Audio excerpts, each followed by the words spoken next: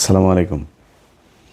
ঢাকা শহরের যে কোনো একটা আসনের একজন নারী, তিনার শ্বশুর এবার নির্বাচনে প্রতিদ্বন্দ্বিতা করছেন। তো তিনি তার কিছু নেতাকর্মীদেরকে নিয়ে তাদের এক অফিসের ভেতরে, অফিসে না, তার এক বাসায় তারা এক মিটিং করছে। তো সেই মিটিংয়ের ভেতরে এটা কিছু ভিডিও ফুটেজও আমার কাছে এসছে। তো ভিডিও ফুটেজটা সব শেষ তিনি দিতে না করেছেন, কারণ হলো ওইখানে খুব স্বল্প সংখ্যক মানুষ ছিল, আর রুমে সিসি ক্যামেরা ছিল, তারা খুঁজে বের করে ফেলতে পারে যে কোন ভিডিওটা আমার কাছে এসছে। তো ভিডিওটা আর দিচ্ছি না। যাক, এরকম মনে হয় আপনাদের এলাকাতেও হয়তো অনেকের এরকম কর্মশালা চালু হয়েছে। আমরা গেল 2 মাসের ভেতরে যদি নাকি বিএনপির কিছু লোকজনের আঞ্চলিক উঠান বৈঠক, নিজস্ব ঘরোয়া মিটিং, এমনকি জনসভার ভেতরে আমরা বক্তব্য দিতে শুনেছি যে এই নির্বাচনে ধানের শীষের বাইরে যদি কেউ যায় তাহলে তারা এই করবে সেই করবে, সরাসরি হুমকি দিয়ে করা হয়েছে। আবার হিন্দু ভোটারদের বাড়িতে গিয়ে আপনার দেখলাম তাদেরকে হুমকি দেওয়া হচ্ছে যে তোরা তো আওয়ামী লীগ করতেই, তোরা ভোট কেন্দ্রে যাওয়ার দরকার নেই, আর ভোট কেন্দ্রে গেলেই সামনে এসে তারপরে দিতে হবে, এই ভোট দেওয়া লাগবে, সিল মারা লাগবে, এরকম নানান ধরনের হুমকি টমকি দিচ্ছে। আওয়ামী লীগের লোকজনকেও এরকম হুমকি ধমকি দিচ্ছেন। তো এইসবের প্রেক্ষিতে একটা মানে কনক্লুশনে আসা যায় যে বিএনপি চেষ্টা করবে যে তারা নির্বাচনের দিন ভোট কেন্দ্রে নানান ধরনের কারচুপি করার, জোরপূর্বক মানুষকে সিল মারতে বাধ্য করা। তো বাংলাদেশের মানুষের কাছে আমার অনুরোধ থাকবে যে আপনাদের এই দেশের প্রতি অনেক দায়িত্ব আছে। ধরেন আপনি আমেরিকাতে যদি বা পশ্চিমা যেসব দেশের আপনারা অনেক ভিডিওতে সুন্দর সুন্দর শহর দেখেন, এখানে মানুষ অনেক দায়িত্ব পালন করে তার হাতে। কারণ আমি নিজেও ঢাকা শহরে যখন ছিলাম, পানির বোতল দিয়ে পানি খেয়ে ধরেন পানি শেষ হয়েছে, সেটারে ফুটবলের মতো লাথি মেরে আরেক দিকে ফেলে দিয়েছে। চকলেটের খোসা, সিগারেট, এইসব। তো এটা খুবই সহজ একটা জিনিস। হাতের কাগজ, বিশেষ করে পলিথিন জাতীয় যেসব জিনিস আছে সেগুলো আমরা কিছুই মনে করতাম না, চিপসের প্যাকেট। তো এটা এখানকার পশ্চিমা দেশের যেখানে সুন্দর সুন্দর শহর দেখেন, দেশ দেখেন, তারা এটা করে না। তাদের রাস্তার মোড়ে মোড়ে আপনার ডাস্টবিন আছে, সেখানে মানুষ নির্দিষ্ট জায়গায় ময়লা ফেলে। মানুষ ইচ্ছা করেও মানে এই আশেপাশে মন চাইলেই কোনো জায়গায় আপনার কাগজ ফেলে দিল, পলিথিন ফেলে দিল, পানির বোতল ফেললো, এটা তারা কখনোই করে না। এবং এটা যদি কেউ করেও, সেটা তার দিকে এমনভাবে তাকানো হয় যে এটা খুব মানে চিড়িয়াখানার একটা বাঁদর, তার দিকে মানুষ তাকিয়ে আছে। সো আপনাদের অনেক দায়িত্ব আছে। আপনার এই দেশ যদি আপনার এই যে বর্ষার সময় পানি বন্দি হয়, আপনার নিজের ফেলা কাগজ, আপনার নিজের ফেলা পলিথিন, আপনার নিজের ফেলা চিপসের প্যাকেট, বোতল, এগুলো গিয়ে তারপরে ম্যানহোলের ঢাকনা বন্ধ হয়, তারপরে পাইপ বন্ধ হয়ে সেখানে আপনার পানি আটকায়। সো এগুলো আপনাদের নিজেদের কিছু কাজ করতে হবে। এবার বাংলাদেশের একটা বিশেষ পরিস্থিতিতে এই নির্বাচনটা হচ্ছে। আপনারা যারা ভোটার আছেন তাদের সবাইকে ভোট দিতে যেতে হবে। অনেক কাজ থাকলেও আপনার কেউ যদি মনে করেন না আমি না গেলে সমস্যা কি, আরেকজন যাবে, আরেকজনও তো সেটা মনে করতে পারে যে সে না গেলে সমস্যা কি, আরেকজন যেতে পারে। সো এই জিনিসটা আপনারা করবেন না, সবাই ভোট দিতে যাবেন। এবং ভোট দিতে গিয়ে সেখানে যদি নাকি আপনাকে জোরপূর্বক কোনো কথাবার্তা কেউ যদি বলে, কোনো কিছু করাতে চায়, আশপাশে সাংবাদিক থাকবে, মিডিয়া কর্মী থাকবে, আপনার নিজের ফোন আছে, আপনি নিজের ফোনটা তাকে ধরবেন। আপনাদের প্রতিটি মানুষকে এক একজন সাংবাদিকের ভূমিকা পালন করতে হবে। যে এখানে কেউ আপনাকে ডেকে এনে তারপরে বললো এই যে আপনার ভোটার আইডি কার্ড দেন, আপনার দেন, আপনার নাম্বার নিয়ে গেল, বা আপনার বললো যে আমার সামনে ভোট দাও বা এই মার্কায় ভোট দাও। কোনো দলকে, আমি কোনো বিশেষ দলের পক্ষে বলছি না, কোনো দলকে, কোনো দলের প্রার্থী, সেটা জামাতের কোনো প্রার্থীও যদি হয় তাকে ধরবেন, তাকে ধরে সেগুলোই করবেন। আচ্ছা, নির্বাচনের দিন আমার যেই ইমেলটা আপনাদের কাছে আছে 15 মিনিটস বিডি, আমি স্পেলিং করি আপনার 15minutesbd@gmail.com, 15minutesbd.com। @gmail.com। এখানে আপনারা গুরুত্বপূর্ণ ভিডিও নির্বাচনের দিন পাঠাতে পারবেন। আপনাদের পাঠানো ভিডিওগুলো আমরা প্রচার করব। সো সবাই ওই দিন নিজেদের চোখ কান খোলা রাখবেন, নিজের ফোনটা হাতে রাখবেন, কোনো কিছু ঘটলেই সেগুলো ভিডিও ধারণ করবেন। যে কোনো অনিয়ম কারচুপি যে দলই করতে চাক সেটা আপনারা আমাদেরকে পাঠাবেন। এখন বিএনপিকে কিছু জিনিস বলি। ধরেন বিএনপির যেই আচার আচরণ, এটার সাথে 2018 সালের যে নির্বাচন সেটার কিছুটা মিল পাওয়া যায়। 2018 সালের নির্বাচনে এই যে আজকের চান্দা আব্বাস যিনি বিশাল ক্ষমতার অধিকারী, এখন নিজের বিরাট ভাবসাব মাস্তানি করে, এই যে সেখানে এমপি প্রার্থী নাসির উদ্দিন পাটোয়ারি, সহজ সরল একটা মানুষ, এর উপরে ডিম মারে, এখানে মারধর করে, ওইখানে ধাক্কাধাক্কি করে, নানান ধরনের সমস্যা তৈরি করছে তার প্রচারণায়। তো এই চান্দা আব্বাস নিজেরা এখন বিশাল ক্ষমতাশালী মনে করছে, অথচ এই চান্দা আব্বাসকে 2018 সালে বউ শুদ্ধ দৌড়ায় নাই। আওয়ামী লীগের ন্যাংটা পোলাপান এরা দৌড়ায় নাই এই বউ শুদ্ধ দুইটারে। যদিও সেই নির্বাচনে মির্জা আব্বাস এই আওয়ামী লীগের সাথে আতাত করেই তিনি হ্যাডম দেখিয়েছিলেন, কি হবে, কতটুকু যাবে, কতটুকু গেলে কি হবে, এগুলো সব কিছু তাদের পাতানো। ধরেন কোনো এমপি মন্ত্রী কেউ বের হইতে পারে নাই বিএনপির, শুধু মির্জা আব্বাস আর চান্দা আব্বাসের বউ, ওনারা বের হতে পেরেছেন। সো আমরা এগুলি বুঝি। উনি পুরো আওয়ামী লীগের সময় ওনার ঢাকা ব্যাংকের পুরো প্রফিট নিয়ে তারপরে বাজার করেছেন। তো তিনি যেই নির্বাচনে গিয়েছেন আর আওয়ামী লীগ তাকে এমনিতেই তিনি এইভাবে সাহস দেখিয়ে তারপর গিয়েছেন, এটা না। এরপরে কত কান্নাকাটি মিডিয়াতে, এগুলো আপনারা মির্জা আব্বাসের দেখেছেন। আজকে তাদের বিশাল ক্ষমতা। তো এই যে ক্ষমতাগুলো দেখাচ্ছে, 2018 সালে আওয়ামী লীগ ঠিক একই ধরনের ক্ষমতা দেখিয়েছে, কিন্তু সেই আওয়ামী লীগ যে ক্ষমতাটা দেখিয়েছিল সেটার সাথে এইবারের পরিস্থিতির বিস্তর ফারাক। আপনি আওয়ামী লীগ যা করেছিল সেটা বিএনপির পক্ষে বা জামাতের পক্ষে করা সম্ভব না। কেন সম্ভব না সেটা বলি। ধরেন 2018 সালে বিএনপির যে প্রার্থীরা ছিল তাদের নির্বাচনে নিয়ে আসা হয়েছিল মূলত পার্টিসিপেটরি একটা ইলেকশন হবে, ইনক্লুসিভ একটা ইলেকশন হচ্ছে, এটা ইন্টারন্যাশনাল মিডিয়াকে দেখানোর জন্য, যারা নির্বাচন অবজারভার যারা আছে তাদেরকে দেখানোর জন্য, তারপরে বিভিন্ন সংস্থাকে দেখানোর জন্য যে এই যে দেখো সবাই নির্বাচনে অংশ নিয়েছে। এবং তাদের সাথে এক রকমের এই যে মির্জা ফখরুল, তারপরে এই যে ডক্টর কামাল, 73-এর চোরাই এমপি, তারপরে হইল গিয়া এই যে গামছা ডাকাত, ওই যে কাদের সিদ্দিকী, তো এই কাদের সিদ্দিকী টিদ্দিকী, এগুলো সব মিলে আওয়ামী লীগের সাথে একটা কনস্পিরেসি করে তারপর বিএনপিকে নির্বাচনে নিয়ে গেল। সেই নির্বাচনের ফলাফল কি ঘটেছিল, সেই আলোচনার নামে, সংলাপের নামে শেখ হাসিনা কি নাটক করেছিল আপনাদের সব মনে আছে। তাদের সবার স্বপ্ন ছিল যে নির্বাচনের দিন সব মানুষ নেমে আসবে, এসে তারপরে একটা কিছু করবে। বিএনপির এমপিরা, বিএনপির মনোনয়ন প্রার্থী যারা প্রার্থী ছিল, সেই প্রার্থীরা জামাত ইসলামকে বলেছিল যে তাদের নিবে না, চেতনা, সেই চেতনা দেখাইতে যায় এই যে গামছা কাদের আর হইল গিয়া কামাল চোরা, এদের সাথে মিলে তারপর চেতনা দেখাইতে গিয়া জামাত ইসলামকে বাদ দিয়ে দিল। জামাত ইসলামকে বাদ দেওয়ার পরে সেই নির্বাচনে দাঁড়াইতেই পারে নাই। মানে গণফোরাম এই কামাল চোরার আর ওই গামছা কাদেরের দলে এদের পরিবারের মানুষ ছাড়া তো আর কেউ নাই।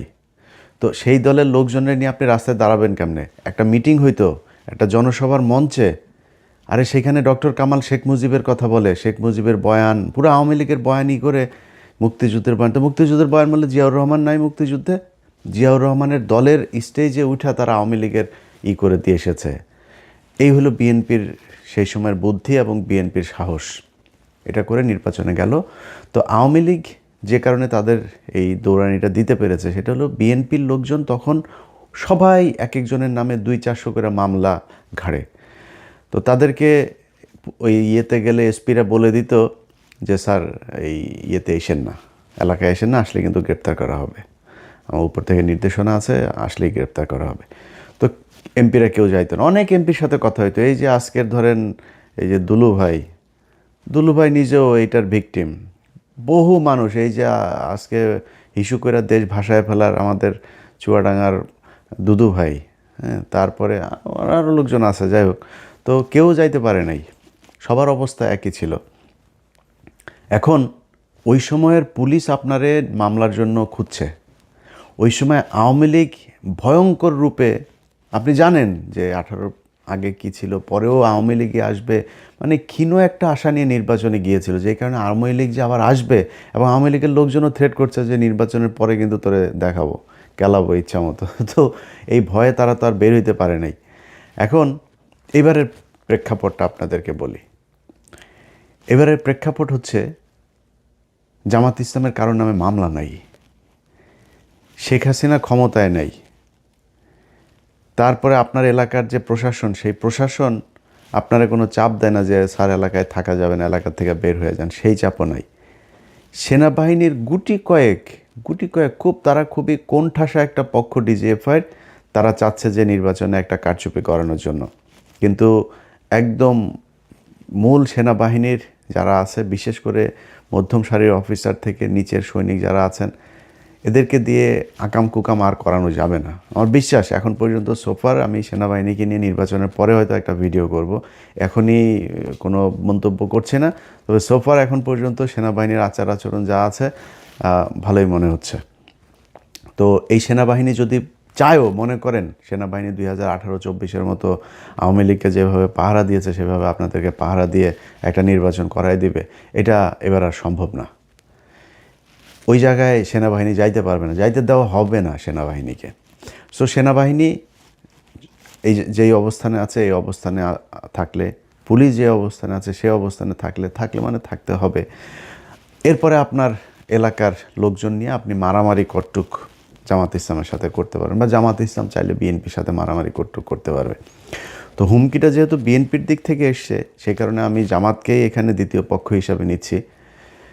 বিএনপিকে মাথায় রাখতে হবে, 2000 সম্ভবত 21 না 22 সালে বোধহয়, না সরি 23 সালে বোধহয়, ওই যে ঢাকাতে আপনার হলো, একটা জনসভা হইল বিএনপির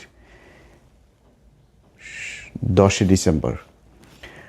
ডিসেম্বরের যে জনসভা, সেই জনসভাতে বিএনপিরে নিয়া কিভাবে হাসিনা ফুটবলটা খেললো, এই যে হারুন, তারপরে বিপ্লব, এরা এইখানে দিবে না ওইখানে দিবে, শেষে নিয়ে গরুর হাটে দিয়েছে, মনে আছে আপনাদের? ডিসেম্বরের 10 তারিখে নিয়ে আপনার গরুর হাটে নিয়ে এরপরে তাদেরকে সেই মিটিং করাইলো। একটা ককটেল মারার পরে মির্জা ফখরুল আপনার না দিয়া, ঘোষণা না দিয়া স্টেজ থেকে নেমে দৌড় দিয়েছিল, আবার দৌড় দিয়ে এসে তারপরে আবার হ্যাঁ আগামীকাল পরশুদিন আবার ফের হরতাল হবে, অবরোধ হবে, কি যেন কর্মসূচি দিয়ে দৌড়, একটাও দাঁড়ায় নাই। না দাঁড়ায় তো লাভ হয় নাই, সবার নামে কিন্তু মামলা ঠিকই হয়েছে। নিজেরা যায়া এই রাজারবাগ পুলিশ লাইন হাসপাতালে গিয়ে ভর্তি হয়েছে পুলিশ, ভর্তি হয়ে সেগুলো নিয়েও মামলা হয়েছে। রাজারবাগ থেকে আপনার এই আওয়ামী লীগের লোকজনের দিয়ে গোয়েন্দা সংস্থা বিচারপতির হামলা করলো, সেটার নিয়েও মামলা। সো এই যে মামলাগুলো খেয়েছেন, মামলা কিন্তু খেতে হয়েছে, কিন্তু কি হয়েছে, দৌড়ে তারপরে পালাইলেন, কিছু না করেই মামলা খেলেন। একটা ককটেল, তাও বহুত দূরে, মঞ্চের থেকে বহুত দূরে এক ককটেল ফুটার পরে সব জামা কাপড় জাঙ্গা টাঙ্গা খুলার দৌড়। এটা কিন্তু বিএনপি। এত ভাব মারার কিছু নাই, একটা বালুর ট্রাক সরাইতে পারেন নাই। খালেদা জিয়া যেদিন জেলে যায় সেই দিন 5 জন মানুষ রাস্তায় নামতে পারেন নাই। আজকে লক্ষ লক্ষ মানুষ নিয়ে এই যে ভাবসাব মারেন না, নির্বাচনে ফেল করেন, ওই কুমিল্লায় হাসনাতের আসনে যান, মঞ্জুর কাছে যা জিজ্ঞেস করেন পৃথিবীটা কেমন, বুঝছেন? তো ওই ক্ষুধার রাজ্যে পৃথিবী যেমন গদ্যময় থাকে না, মঞ্জুর রাজ্যে পৃথিবীটা এমন গদ্যময় অবস্থা, কেউ নাই আশপাশে, অথচ মনোনয়ন পাওয়ার পরে বাড়ি ঘরে সারাদিন রমরমা অবস্থা, হাজার হাজার মানুষ মঞ্জুর ছেলেরে নিয়ে ভর্তি করায় দিয়ে আসছে রিহাবে, পাগল হয়ে গিয়েছে। তো তাদের কাছে যা জিজ্ঞেস করেন নেতাকর্মীরা কীরকম, এটা বাংলাদেশের মানুষের স্বভাব চরিত্র। যখন আপনার অবস্থা ভালো থাকবে আপনার পিছে পিছে দৌড়াবে ইচ্ছা মতো, অবস্থা ভালো থাকবে না তখন আর পিছনে কারোরে পাবে না। ঠিক একই অবস্থা আপনাদের সামনেও হইতে পারে কিন্তু, হ্যাঁ। সো পিছনের দিকে একটু খেয়াল রেখে তারপরে সামনের পদক্ষেপ নিয়েন, তাইলে খুব সুবিধা হবে। আগে বালুর ট্রাক সরাইতে পারেন নাই, নির্বাচনের দিনে 2018 সালে মাঠে আসতে পারেন নাই আওয়ামী লীগের প্যাদানির ভয়ে, সেই ব্যক্তিরা এখন এত ভাব মাইরা কথাবার্তা বলবেন আর জামাতে ইসলাম বসে বসে লেমন চোষ খাবে, এটা মনে করার কোনো কারণ নেই।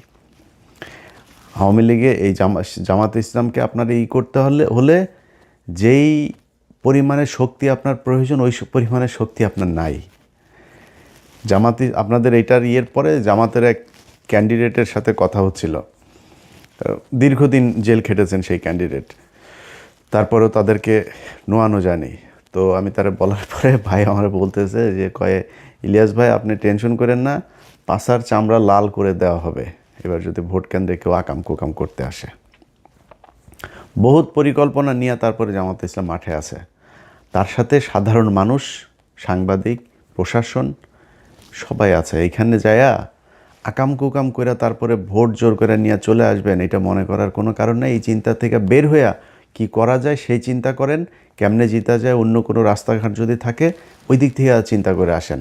এই এমনে জোর করে তারপরে করবেন, এটা মনে করার কোনো কারণ নেই। আর সব শেষ, প্রশাসনের ভাইদেরকে বলি, প্রশাসনের কিছু কিছু লোকজন এই আজকে দেখলাম যে সালাউদ্দিনের স্টেজে এক জজ সাহেব আপনার দাঁড়ায় আছে। আপনার তো এনে কাজ নেই ভাই, আকাম কুকাম জাউরামি আওয়ামী লীগের আমলে বহুত করছেন, আর জাউরামি করতে যায়েন না।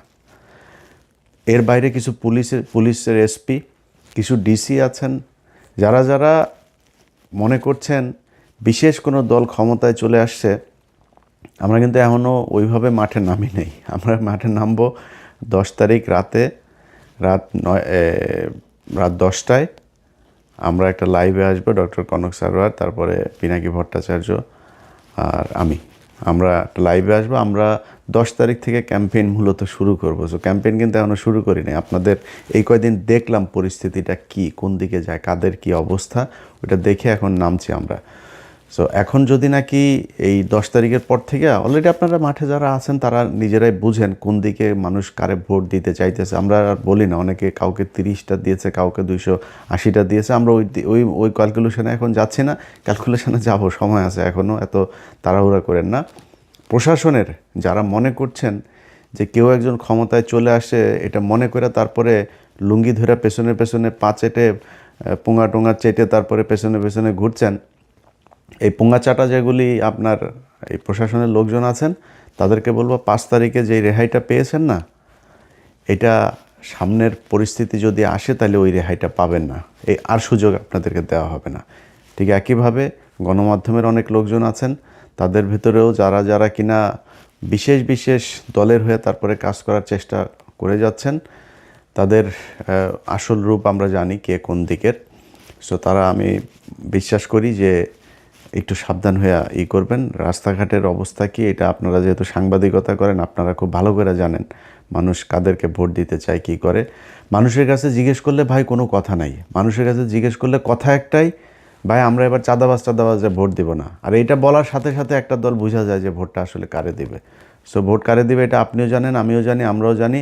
একটা নীরব বিপ্লব ঘটবে, এই দেশের মানুষ ভারতের বিরুদ্ধে রায় দিবে, চাঁদাবাজদের বিরুদ্ধে রায় দিবে, টেন্ডারবাজদের বিরুদ্ধে রায় দিবে, ধর্ষকদের বিরুদ্ধে রায় দিবে, হাদির হত্যাকারীদেরকে যারা সহায়তা করেছে, যারা হাদির বিপক্ষে দাঁড়িয়েছে তাদেরকে রায় দিবে, যারা জুলাই সনদের বিপক্ষে দাঁড়িয়েছে তাদের বিরুদ্ধে রায় দিবে, যারা ভারতের সাথে এই মিলেমিশে ভারতীয় যেসব হ্যাকার আছে তাদেরকে টাকা পয়সা দিয়ে একটা রাজনৈতিক দলের শীর্ষ ব্যক্তির টুইটার অ্যাকাউন্ট হ্যাক করায়, তাদের বিরুদ্ধে বাংলাদেশের মানুষ রায় দেবে, এটা আমাদের বিশ্বাস। সবাই ভালো থাকবেন। যারা যারা, সবশেষ আবারও বলি, এই কেন্দ্র দখলের এই স্বপ্ন দোষ নিয়ে ঘুমাচ্ছেন তাদেরকে বলবো কাপড় চোপড় খুইলা সুন্দর করে ধুয়া টুয়া তারপরে পাক পবিত্র হইয়া এরপরে যায়েন, কেন্দ্রে যায়েন, তাহলে কিন্তু পাছা লাল করিয়া দিবে।